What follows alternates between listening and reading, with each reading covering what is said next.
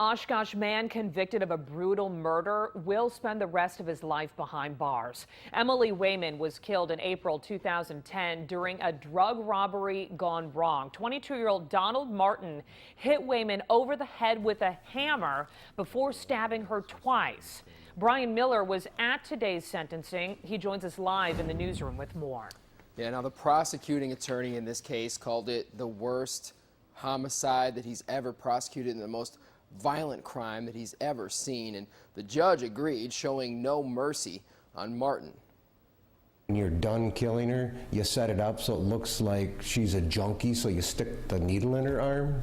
Donald Martin will serve a life sentence for his role in a 2010 murder on Main Street. What mercy did you show Emily Wayman?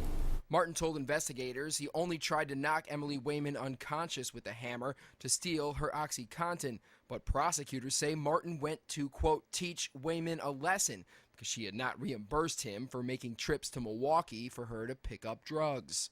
This was a homicide, I think, more about respect than it was about the actual drugs, because Donald had just gotten drugs and shot up right before he attacked Emily.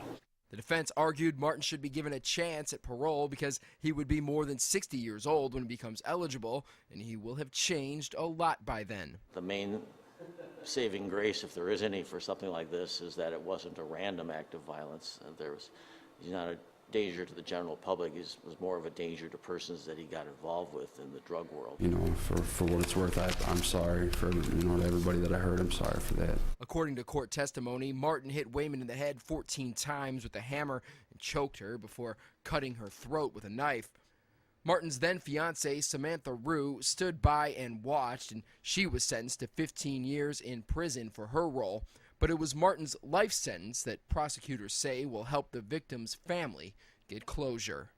Now, the sentence report did recommend that Martin should be eligible for parole in 40 years, but the judge, the DA, and the victim's family all disagreed, and the judge ended up sentencing him to life without parole.